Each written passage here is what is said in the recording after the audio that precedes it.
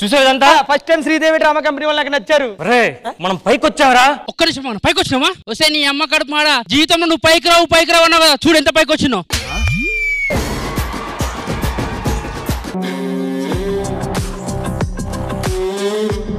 ఇంతకీ మీరెవరు? చిత్రగుప్తుడిని. అయినా నాకు డౌటే వస్తుంది. పాపాలు చూపానా? నువ్వు చేసిన పాపాలు చూపానా? ఇంకా మనకు ఆయుష్ ఉంది, అయినా మనం చంపి పైకి తీసుకొచ్చాడు చిత్రగుప్త. పెద్ద ఆయన రావడానికి 2 గంటలు పడుతుంది, అంతవరకు వెయిట్ చేయండి. 2 hours వెయిట్ చేయండి, మాకు బోర్ కొడుతుంది. Sridevi drama company.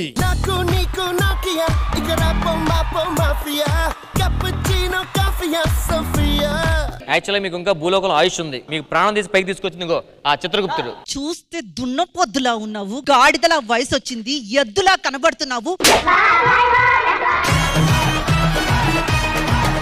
భూలోకంలో అయితే నానా, ఇక్కడ వస్తే నానా బూతులా. ప్రాణం పోయాక నాన్నేంటి అమ్మేంటి రష్మి? రేయ్ రేయ్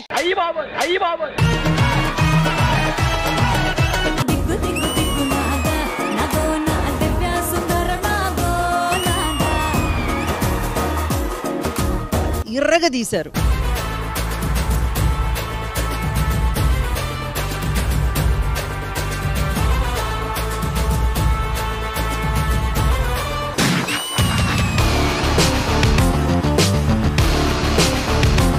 సోషల్ మీడియాని గనక సరిగ్గా వాడుకుంటే ఈ స్టేజ్కి రావచ్చండి.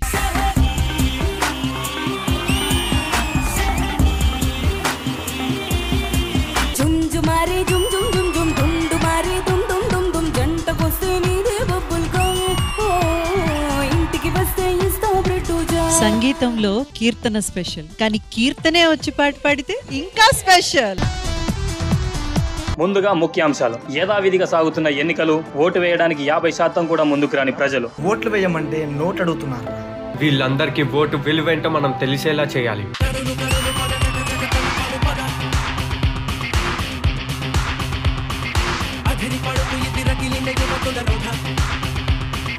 ఓట్ అంటే నోటు కాదు, బాటిల్లో మందు కాదు, నీ అరచేతి చూపుడు వేలితో నిలదీసే హక్కు. ఓటు చెల్లించని ఎవ్వరికి మేం భారత పౌరులమని చెప్పుకునే అర్హత లేదు, ప్రశ్నించే హక్కు అంతకన్నా లేదు. మీరు వేసే ఒక్క ఓటు ప్రభుత్వాలని పడగొట్టగలదు, ప్రజాస్వామ్యాన్ని నిలబెట్టగలదు. కని పెంచి పెద్ద చేసిన తల్లిదండ్రుల్ని తీసుకెళ్లి ఏ అనాథాశ్రమంలోనో చేర్చే వాళ్ళకి, ఓటుకని ఇచ్చిన ఆ రోజుని హాలిడే అనుకొని గడిపే వాళ్ళకి నా ముందు ఏ తేడా లేదు.